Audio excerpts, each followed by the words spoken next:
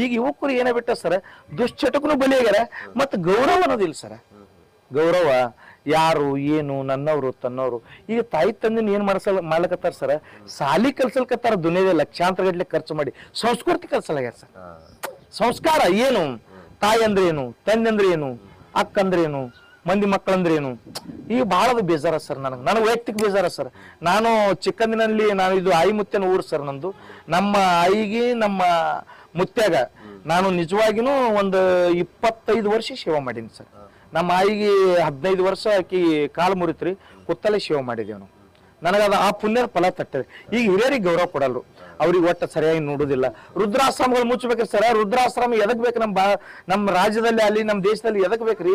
ನಾವ್ ಅದೇವಲ್ಲ, ನಮ್ಮ ಮಕ್ಕಳಿಗೆ ಏನ್ರಿ ಆದ್ರೂ ಒಗಿತೇವ? ನಮ್ಮ ಮಕ್ಕಳಿಗೆ ಆರಾಮ್ ತಪ್ಪದ್ರ ನಾವು ಒಯ್ತೇವಲ್ಲ. ಬಿದ್ರಿ ದವಾಖಾನೆ ಐತೇವ, ಅಶ್ವಿನಿ ದವಾಖಾನೆ ಐತೇವ್, ಸೊಲ್ಲಾಪುರ ಐತೇವ್, ಮಿರಾಜ್ ಐತೇವ್. ತಾಯಿ ತಂದಿಗೆ ಆರಾಮ್ ತಪ್ಪದ್ರೆ ಯಾಕೆ ಒಯ್ಬಾರದು? ಯಾಕೆ ಗೌರವ ಕೊಡ್ಬಾರದು? ಅವ್ರನ್ನ ಯಾಕೆ ಸರ್ಕಾರ ದವಾಖಾನೆ ಒಯ್ದು ಹೋಗಿಬೇಕು? ಇದು ಕೆಟ್ಟದ್ದಲ್ಲ ಸರ. ಇದನ್ನ ನೀವೆಲ್ಲಾದ್ರೂ ಅದನ್ನ ಹೇಳ್ಬೇಕು ಸರ್.